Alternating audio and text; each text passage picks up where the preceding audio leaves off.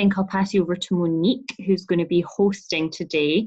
It's completely Monique's session. I might interrupt here and there if I see stuff pop up in the chat window or if something exciting happens in the background, but otherwise I'll stop talking now and hand the session over to Monique. Thank you so much, Madeleine. Hi, everyone.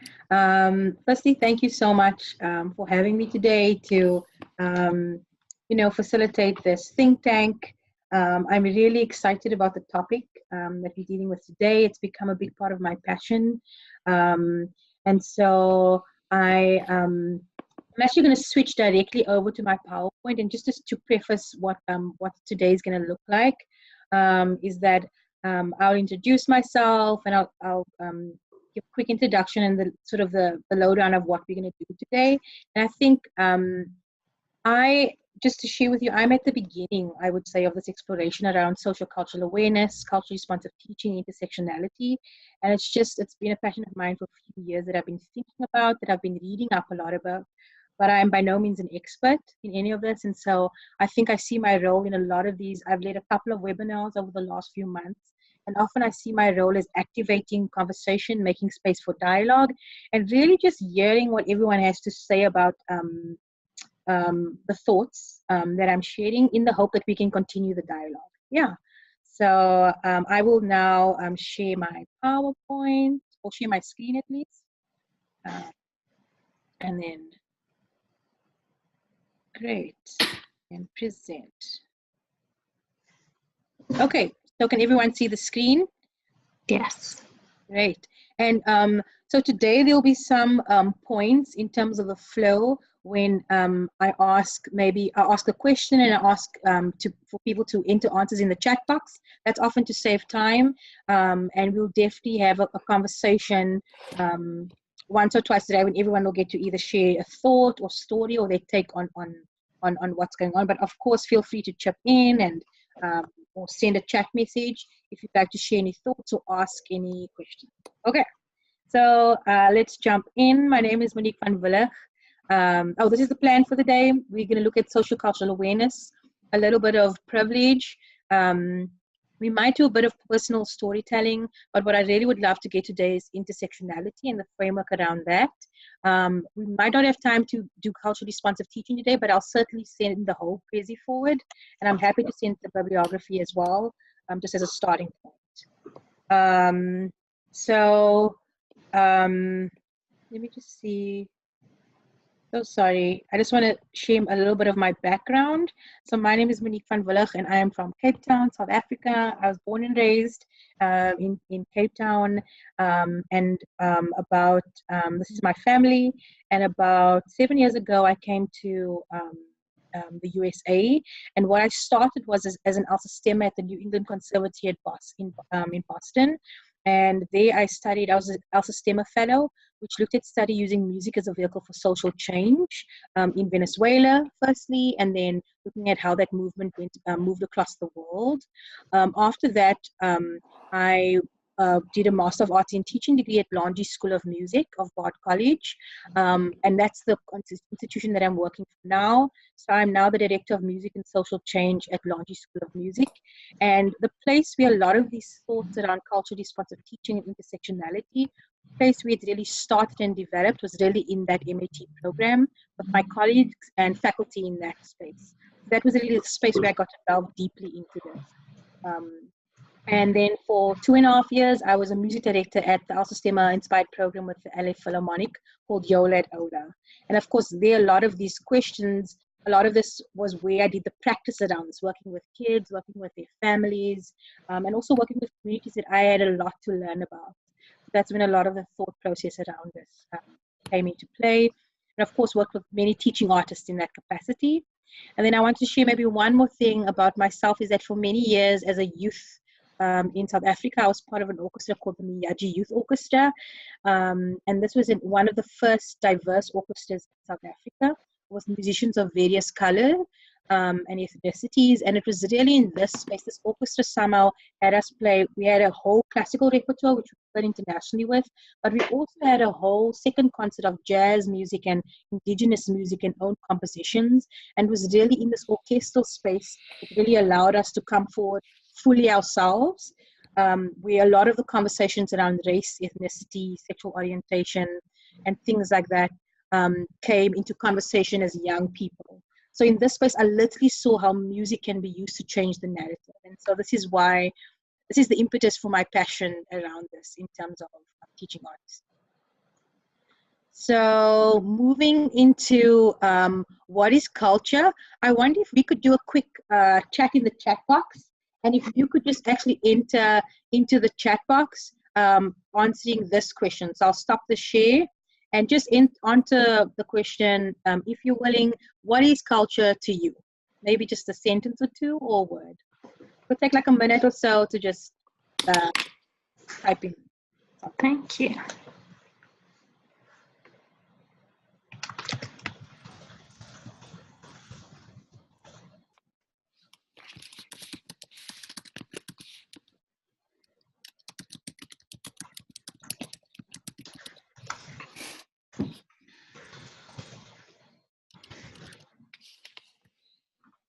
Okay, I see one. I see human expression. Anyone else? What is culture? Culture is a shared approach to life. Any other thoughts? Great. Culture, traditions, habits. Culture is worldview. Identity, origin, familiar set of systems and beliefs, familiar and or embraced by a particular people group. Yeah, thank you for that. Anything else? Okay. So just in the interest of time, I think we'll move forward with this. And so in thinking about culture, I often think about it in three ways, which would be, which would be one of the definitions, and this definition comes from Delgado, Gidate, and Tuba, 1991, is the dynamic system of social values, cognitive codes, behavioral standards, worldviews, and beliefs that give order and meaning to our lives and the lives of others. So I've often seen sort of that definition of it's like a system of values, and it's often shared values, beliefs, standards. Sometimes that is linked to space and place and geography. Sometimes it's linked more to culture, just dependent. And then another definition that's also going to influence some of our discussion today might be culture as a way of doing things, like an overriding way of seeing things and a way of being. And I just wanted to share this, that often, our culture, whether it's our cultural values and background or way of doing things together, determines how we think, believe, and behave. And this in turn determines and affects how we teach and learn. So when we step into the classroom as teaching artists or step into spaces and places as leaders or facilitators, we don't just come with our physical selves, we come with all of our background and our worldviews, our ways of doing things. We step into every space with all of who we are, whether we showcase that or not. And since today's topic is social cultural awareness, I just wanted to share that the social cultural awareness is related to the different groups of people in society and their habits, traditions, beliefs, culture, and social class.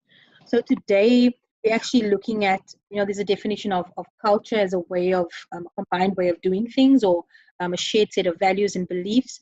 But if we add that to the notion of social identifiers and how each different groups of people have different social aspects that identify them, which have sometimes sort of privileged some and not others.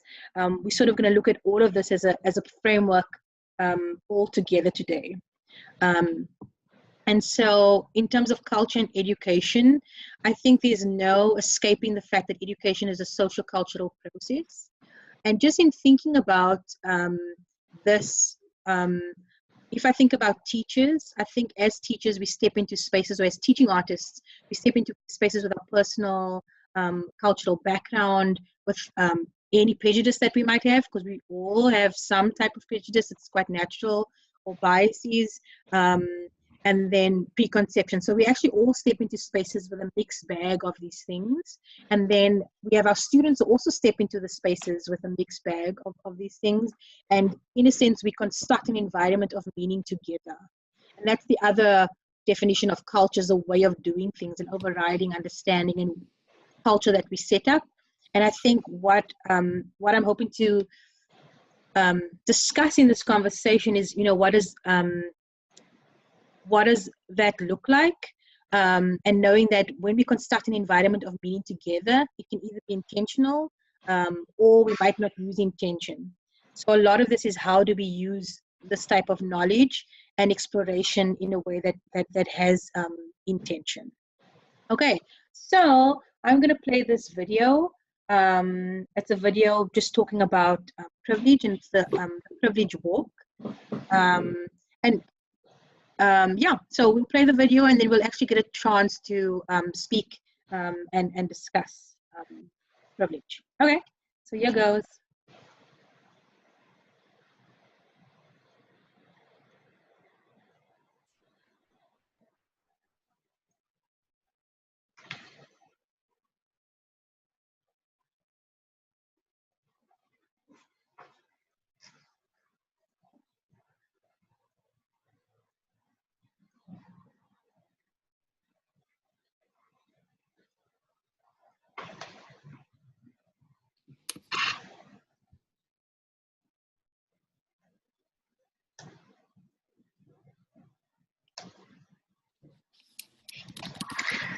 Yeah, I'm not hearing the video, Monique. Is anyone else hearing it? I think when you share your screen, you can stop the share and then reshare and click sound optimization in the bottom left corner, and that should solve it. Okay, that might be worth a try. Okay, so let's try. Oh, sorry. So just in terms of should I do a new share? Yes. Okay. So let me stop the share. And as you're clicking on the window, you'll see in the bottom left a little thing that says sound optimization, and you have to just click on that, and then the sound will come through. So I'll press share again. Share optimize for full screen video clip. Share computer sound. Yeah, there you go. That's helpful. Okay, I'm gonna share again and restart it. Thanks so much. Sure.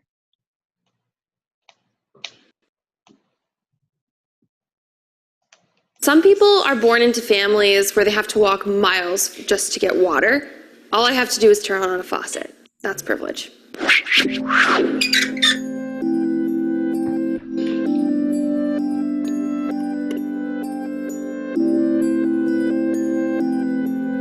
If you have ever tried to change your speech, if you were embarrassed about your clothes or house, if you would never think twice about calling the police when trouble occurs. I think privilege is when some people have some things and other people don't have things. I feel privilege is something that you don't even really have control over. I think it'd be silly for me to say I don't have a fair amount of privilege, considering like the country I live in and the job I get to do and the college I was allowed to go to. I suppose being a white male will help me end up somewhere towards the front, but I'll take a few steps back from being gay. I don't think I'll make it to the front. I think I'll maybe be in the middle. That's just the gut feeling I have. If your parents work nights and weekends to support your family, take one step back.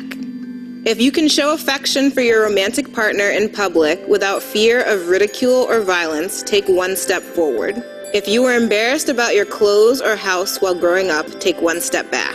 If you have ever been diagnosed as having a physical or mental illness or disability, take one step back. If you have ever been bullied or made fun of based on something you can't change, take one step back. If you get time off for your religious holidays, take one step forward. If you came from a supportive family environment, if you can see a doctor whenever you feel the need, if you are able to move through the world without fear of sexual assault, if you took out loans for your education, if there were more than 50 books in your house growing up. So these are your final positions.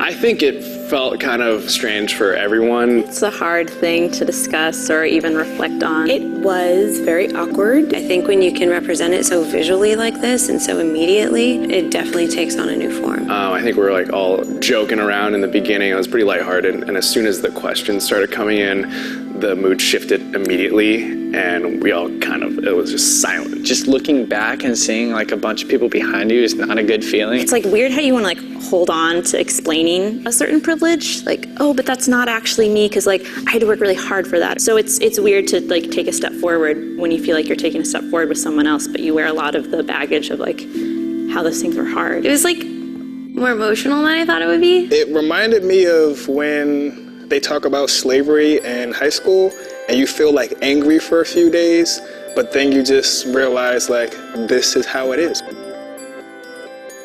For me, it was kind of frustrating almost to look back and see how much further some people were behind me, and realizing that, you know, a lot of that stuff, no amount of hard work or even legislation can make up that gap. It's interesting being an Asian American because you're not really sure where you fall on the spectrum of privilege. I know that for me, one of the reasons I ended up so far back was that there are questions around safety as an African American, as a woman, as a gay woman. There are just so many different ways that I don't feel safe. I feel like I just learned to be grateful for what you have. You know, we're in such a huge society where it's always complaining about what you don't have. It just shows you that for some families, like each family, you're meant to do better. My grandparents did good, my parents did good, and I'll do even better. I do think if you're not like aware of privilege, you should do this exercise, but it's more complicated.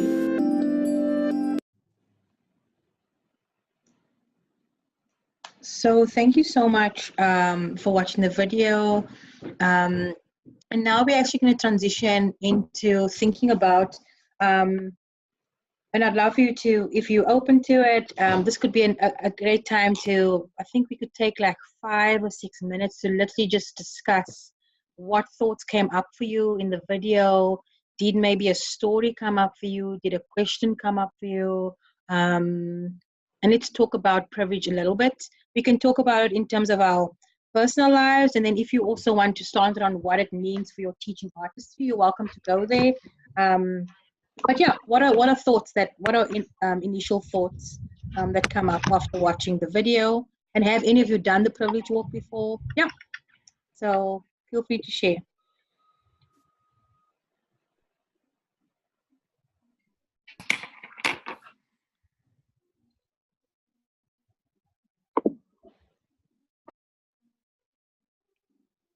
So maybe let's start with, has anyone done the privilege walk before? No, I haven't. I've seen videos of it though. I'm aware of it. I've seen Facebook and stuff, but I've never done it myself. No. Thanks for sharing. Have not done it. Have not done it. So maybe here's the next question. What came up for you as you watched the video? What were the thoughts that ran through your mind or questions that you had? Seemed like a valuable tool for teaching artists to experience it, to increase their own sensitivity with whomever they're working with. I've never done it myself, and I've never seen it before. Okay. Oh, thanks for sharing that. Mm-hmm. Anyone else? What are your thoughts?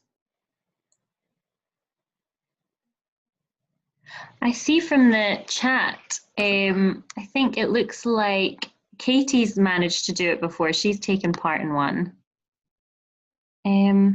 Everyone else says they haven't. They've never done it either, but have seen it.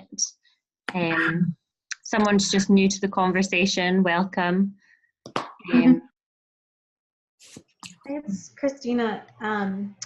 I haven't done the exercise. I've done similar things, not quite like that, but I've done it in groups of pretty homogenous people, and so we were all very similar, and I think we were very aware of that. I think as a teaching artist, I would love to have that list of questions. Some of those things were very tangible things about race or economic background, but some of them were a little more invisible. Things like, have you felt embarrassed? And sometimes as a teacher, you don't know those things, they're really hard to pick up from your student. So I think having a list of those questions to tune in to some of those things to be aware of for your students would be a great tool. Mm-hmm. Thank you for sharing that. Yeah, Go ahead. For a second about that. I mean, I've done it before with a faculty of my fellow teaching artists, and it was very interesting to do that in that particular context where we have a diverse faculty, though I think we are underrepresented in terms of African American male teachers or teaching artists, and it's the majority women, but not necessarily majority white. But I think what was stunning for us was to think about two things. One was the idea of representation among our own faculty and how that's working in schools and who people are seeing as their teaching artists and facilitators. And another thing was just for us to become more keenly aware of the things that our colleagues face as artists themselves, sort of walking through the world, and then also how that relates to them, as they are working with different student populations, and some of the choices that are made around that, and some of the maybe things that we fall, I guess sort of the things that we might neglect without a strong awareness of that at the forefront of what we're doing. Thank you so much for that. That was Katie, right? Yes. Yeah, thank you so much for that, Katie. Thanks, Christina, as well. I see another comment here. It says, I thought it was interesting that people move back and forth throughout the process. So for some questions, we move forward. For some questions, we move back. And then someone else asked, would like to know the questions. You can definitely share the questions. So maybe I'll just share a quick preface about this exercise. I've never done this exercise not in this way. I've never done it in this way with school-age students. I've been part of the exercise multiple times myself. I've done it this way once with a group of graduate master's students who are doing masters in education, many of them as teaching artists. There's another version where you do step into the circle. So you say step into the circle if you've ever felt excluded. So I've done that one, which was looking at intersectionality, race, class, gender. And when I led that one, it was really hard. These were, again, master's performance students. It was very hard for us to do a lot of that, and it was really helpful. It was a really deep session and a really raw session. So I did that once. After that, when I did step into the circle, I decided to actually do it more around being a teaching artist versus the student. And so examining yourself as a student. Did you ever feel excluded as a student? Were your teachers the same culture as you? Which I'm happy to share. And then ourselves as teaching artists. And then one I actually led this morning with a class it was called it was sort of the prejudice, it was like shopping for privilege sort of thing.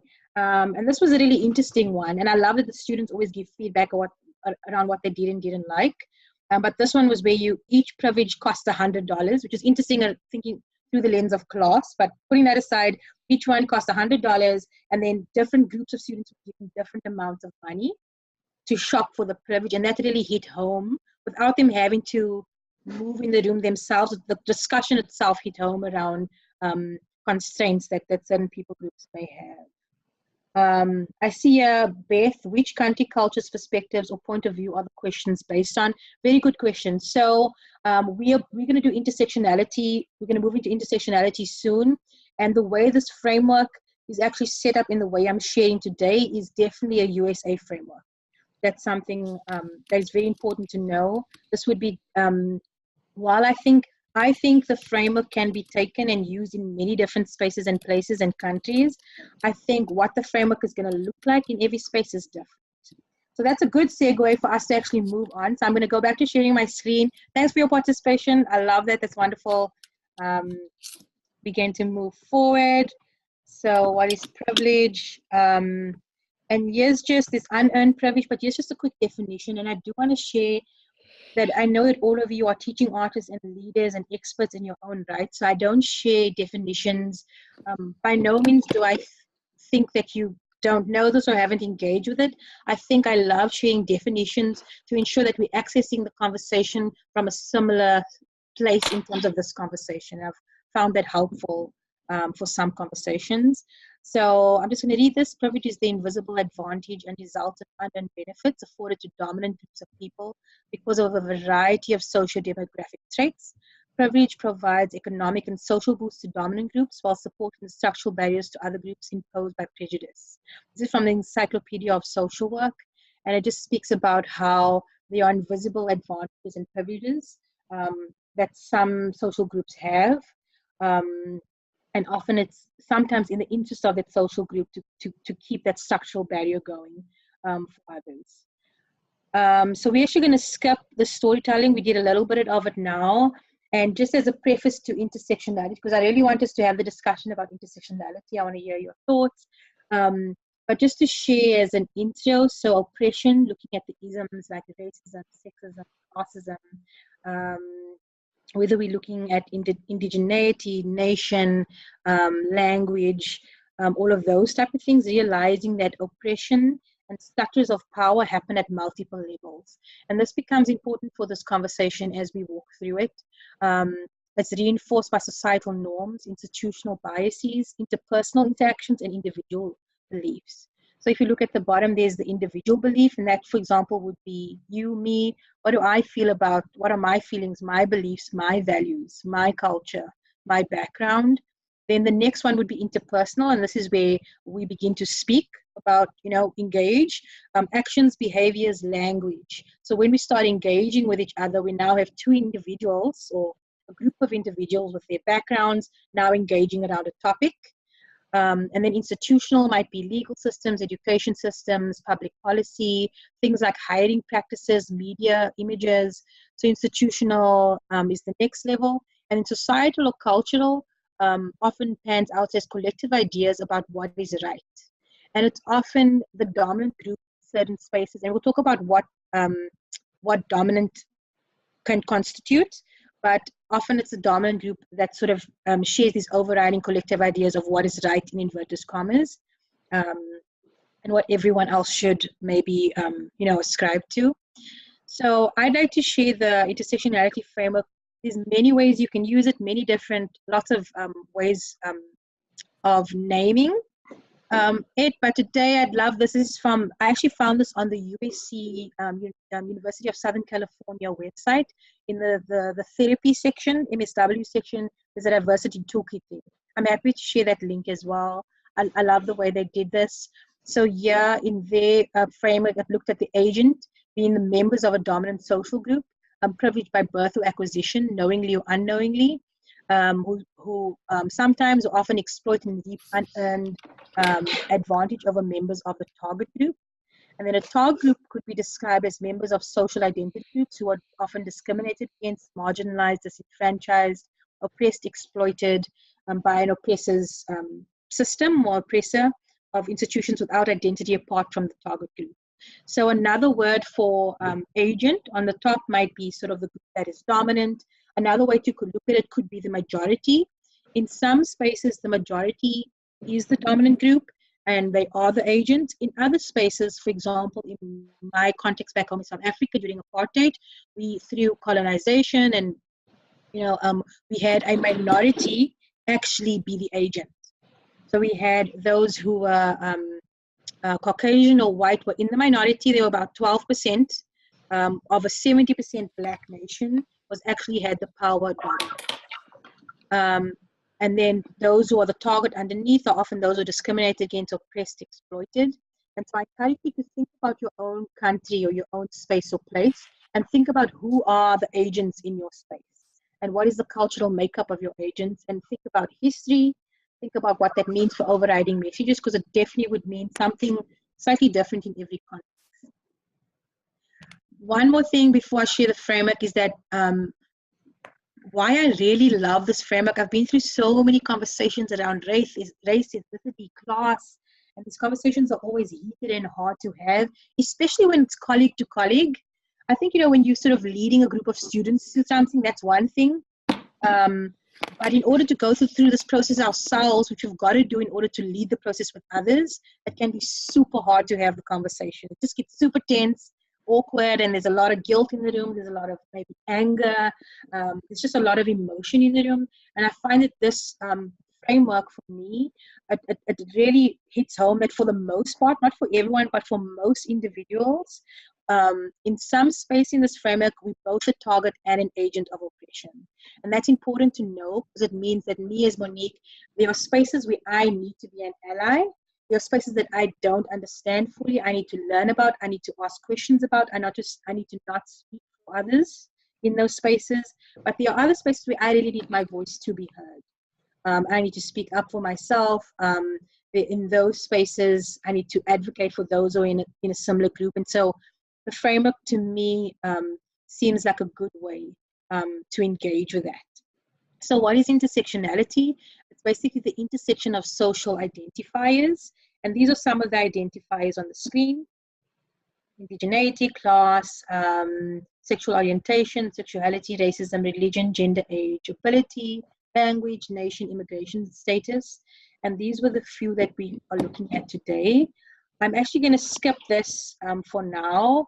This is just a definition. I'm going to skip the exercise, but let's just take like a minute or so, and everyone, if you can just maybe, well, we could maybe do it quickly. If you wouldn't mind just reading through the definition and then going to the chat box and maybe typing in 1 or 2 words, like one phrase that stands out for you. And Madeleine, I'm going to leave the screen up, and if you wouldn't mind actually reading what comes up in the chat box. Absolutely. It will take 3 minutes. So as you read, type, and we'll actually just take 3 minutes to collaboratively read this. Great.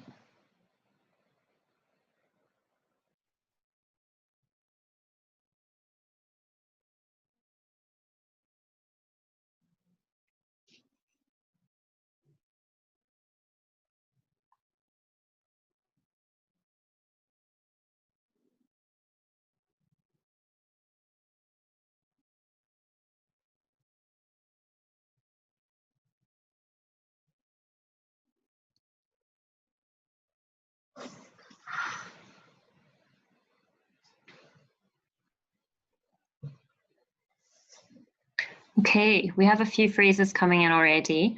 Complexity, shaped not by one single axis of social division, mutually influencing ways, many factors, many axes that work together and influence each other, organization of power,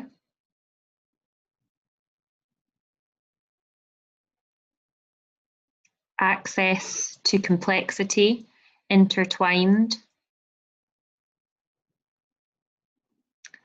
complexity, axes, inequality, many axes working together, very curious about the analytical tool, world, self. I'm always stuck on the word intersectionality itself. It doesn't seem helpful to the discussion of same.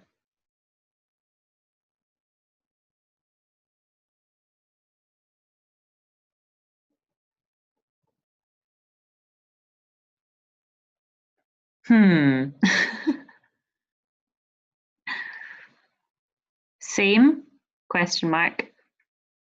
Oppression is complex. And I'd love to hear more about the discussion around same, so we will have a moment to actually just do that before we head into intersectionality. Thanks for that comment. That's great. A way of understanding and analysing, and gives people better access, and multi-layered. Okay.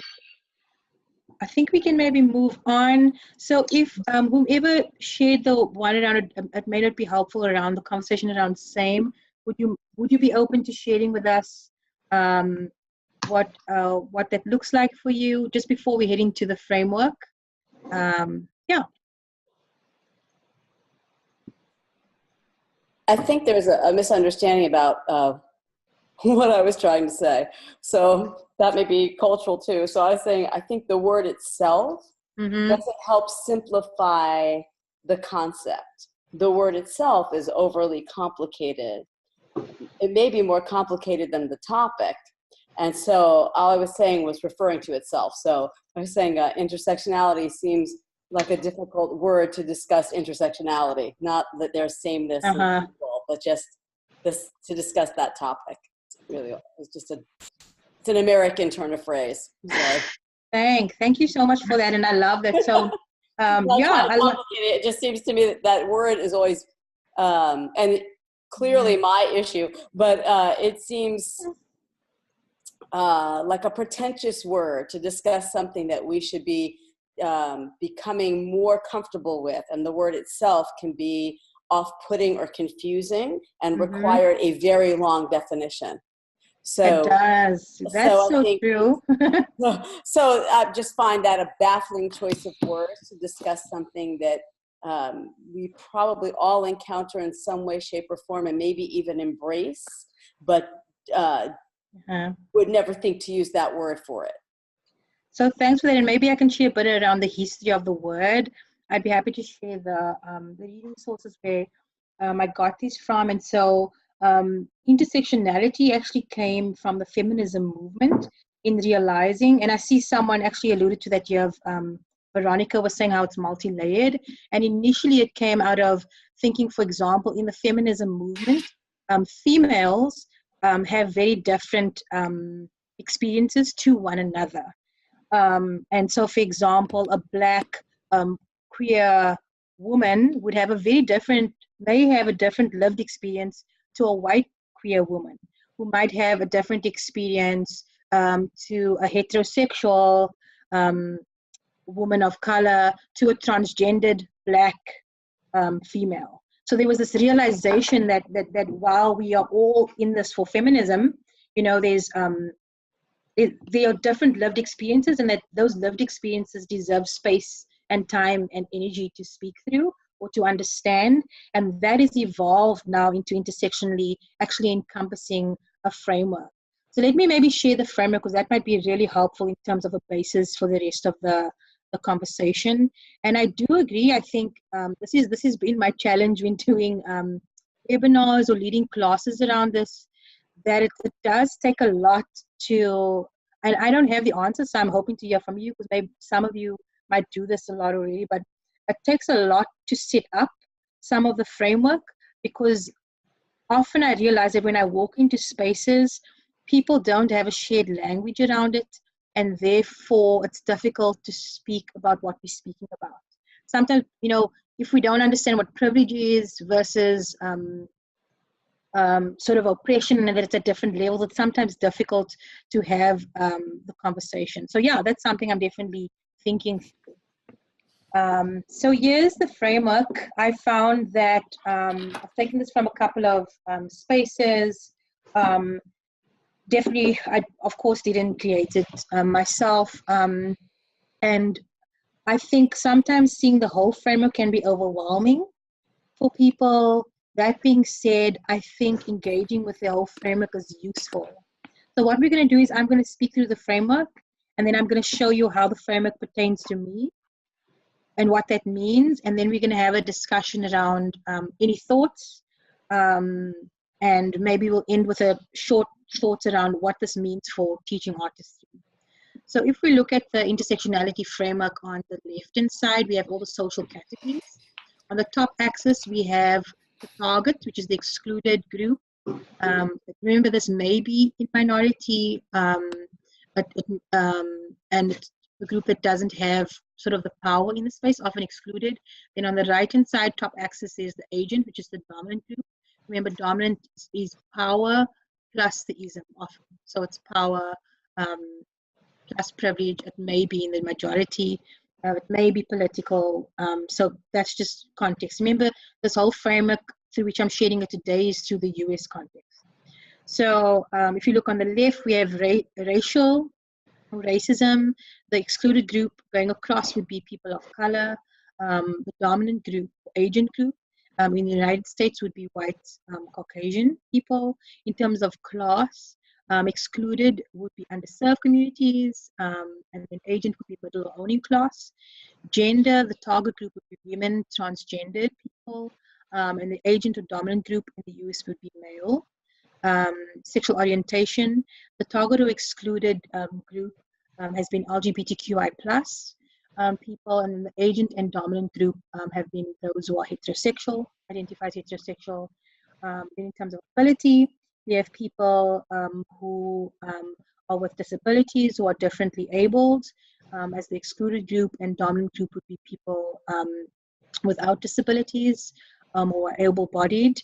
In terms of religion in the United States, due to history, colonization and power as part of the target group would be non-Christian, and then dominant group would be Christian, and so forth.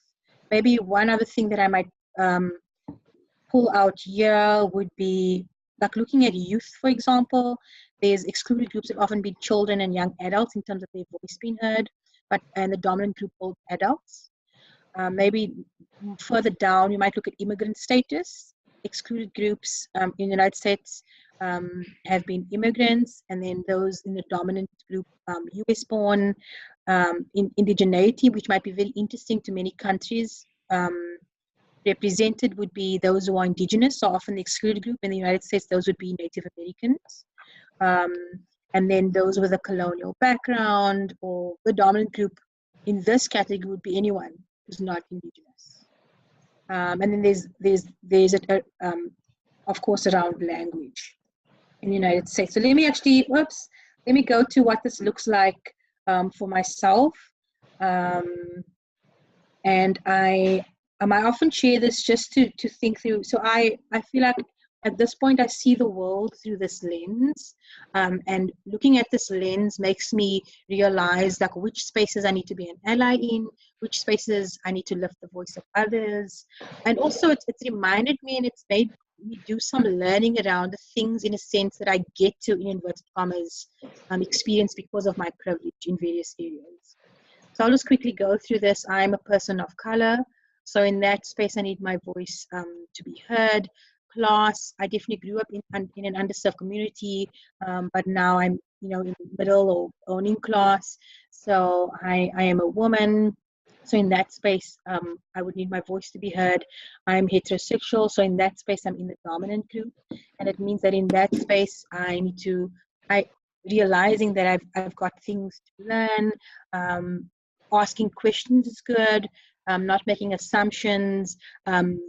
Doing the learning, and also not speaking on behalf of others, and assuming that my way of seeing something is everyone else's way of seeing something.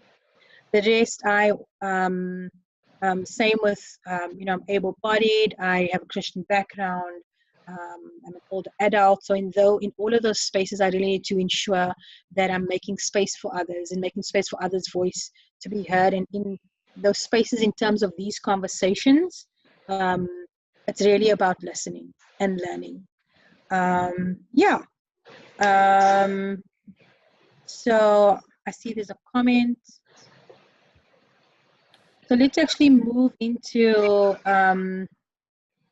taking a moment to we have about, let's see, 13 minutes left, and taking a moment to situate yourself within the table.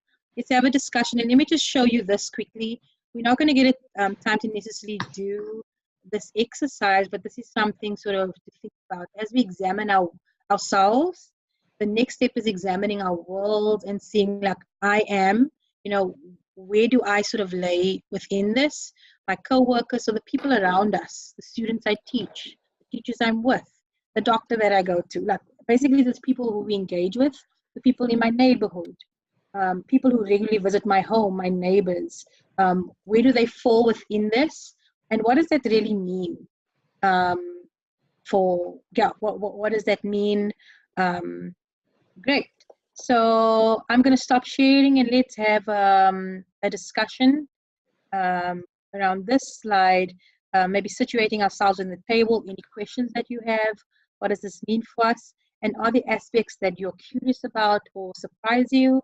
And we're not going to write down our thoughts. We're just going to go ahead and have a conversation. Okay, so I'm going to stop sharing.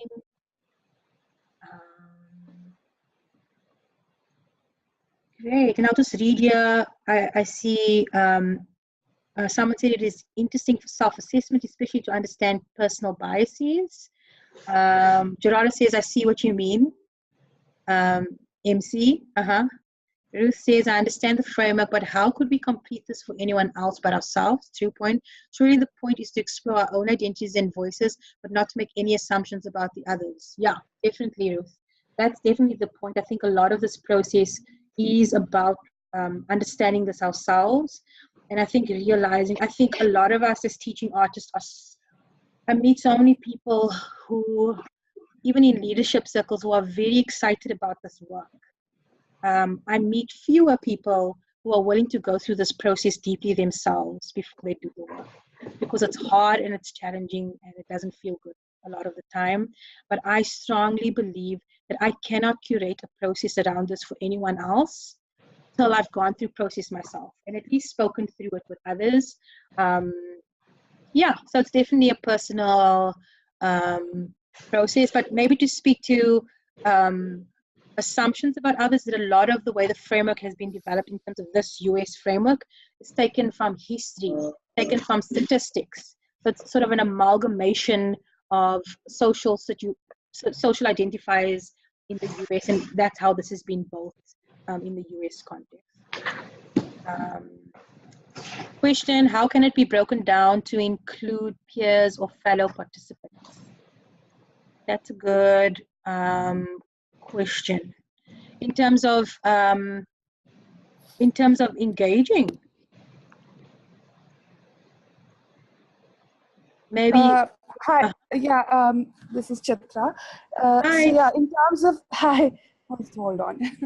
So I'm coming in from VRs in India, but yeah, so my question is, because some of the points definitely are discomforting or actually outright controversial, and therefore, how does one ease in or break that ice, for everyone to see it objectively? Like a self-assessment, you're prepared to, I think, face your demons. But when you're doing this in a group or in a circle, would there be some kind of a preparatory activity that will,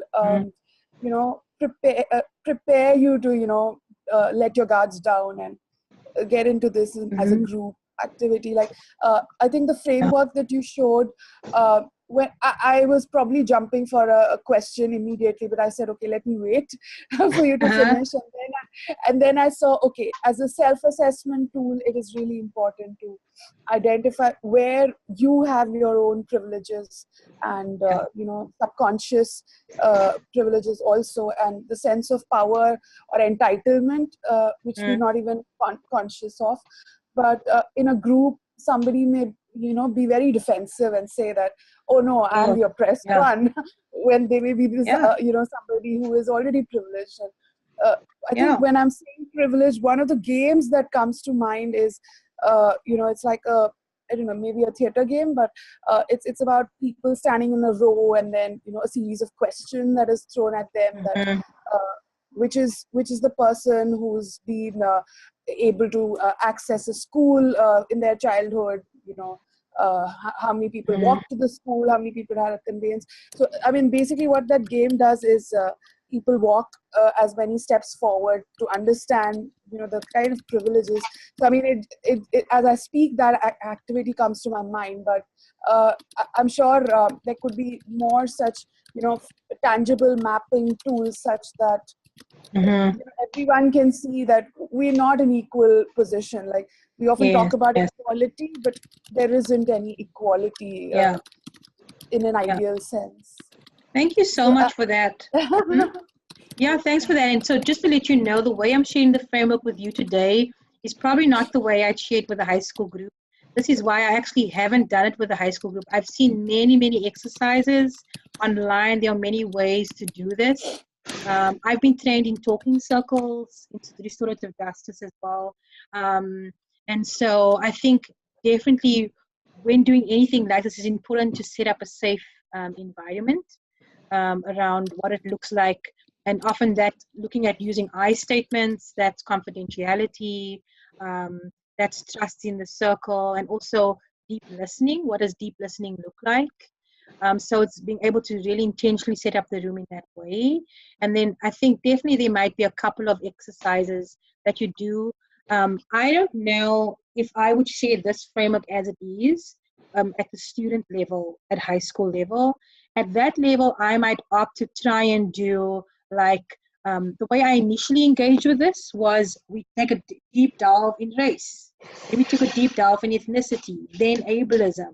And with each of those, we did a reading, we did a video, and at the end, we actually had to bring together an art piece of one or two of them that affected me the most. So in that way, in a sense, in our class, we were able to share our own narrative as it relates to this.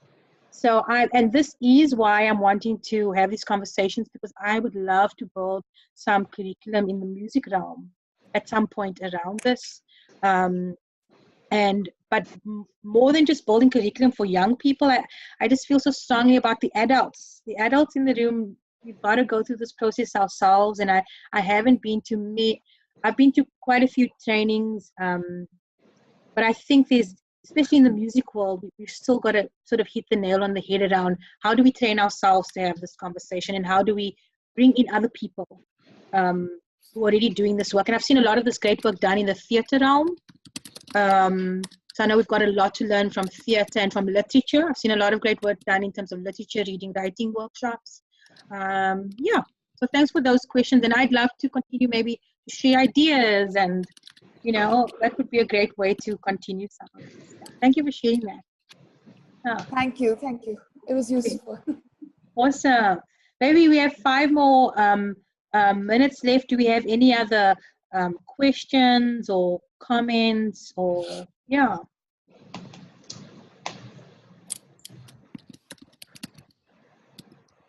Hi everyone. Hi. I'm Gerardo. Okay, I'm gonna try to be quick. I would like to say a couple of ideas. First of all, thank you. That was beautiful. I gotta confess, I don't feel that comfortable with the words agent and target. I understand why they were used, but at the same time, I think it doesn't help to use those words. In terms of agent is connected to the word agency, in terms of action, in terms of possibility. And when I call someone a target instead of an agent, in a way, I'm taking his power, her power from them. Am I clear with this? Yeah, thanks for sharing that. Okay. Yeah, it's great feedback. Thank you. The other thing is, I was actually thinking something you just mentioned, and that was literature. I think narrative arts could be really helpful here. I think that I was thinking last year in an activity that could get students close to this kind of conversations. And for one thing, I think that our mission won't be to impose them to answer those questions, but to invite them to ask themselves those questions. And narrative arts can help a lot in that way. I think that the concept of character can help. The activity I was mentioning was trying to think, try to develop one page from a personal diary, but where you it isn't your personal diary, but from a character you create, a character that is going to be very different from you. For example, if you are a male white, then maybe you can think of a female Latina. I'm thinking in the United States. So what would be a common day in her life? What would be her interests? What would be her fears? What would her day look through her eyes? To kind of think that different people have different frames, that have different values, different ways of seeing life. And well, I think narratives and the concept of character could help in that sense. That's what I wanted to share. Thank you so much for sharing that, and thanks so much for the feedback. I love that. I think it's important to, it's important to share the type of feedback. And I think this, for me, this is the journey. The journey is about gaining feedback. And the journey for me right now is how do we have this dialogue? And maybe just one thing to share that I know we had in the title, Social Cultural Awareness and Culturally Responsive Teaching. And I'm happy to share the PESI with you. There's some great literature on culturally responsive teaching, of which one aspect is really getting to know the student population. And I think in getting to know the student population, intersectionality is a big part of that. And maybe if I can just share one quick example to why this became important to me as a teaching, in leading the program working with kids. I had a student come up to me maybe 3 years ago. She was 14 at the time, and she came up to me and she said, Miss Monique, I think that I'm lesbian. She was African. Her parents were African, which means it would not go down well, the conversation at home. And so she said, what do I do? And so me knowing that I'm a heterosexual female in that moment, because I knew this framework, in that moment I knew, okay, Monique, you don't know enough about this yet.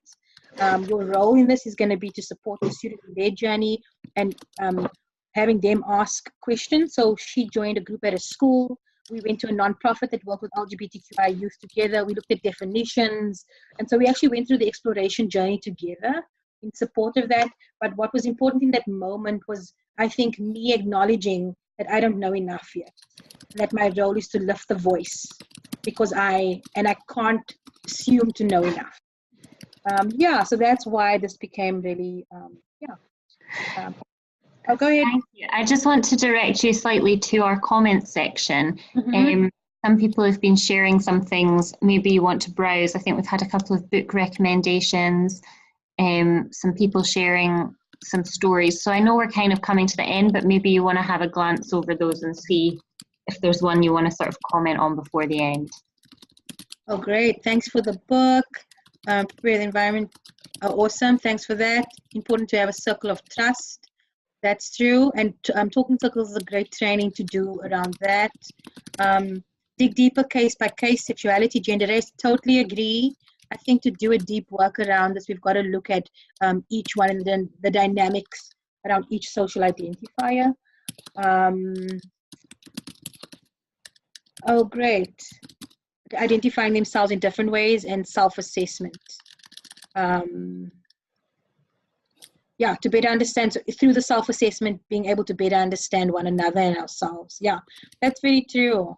And I think, I would be happy to continue the conversation with anyone if we want to continue just staying in contact and sharing ideas. For me, in my brain, the last place I land is the activity. I don't go first to what activity I can use.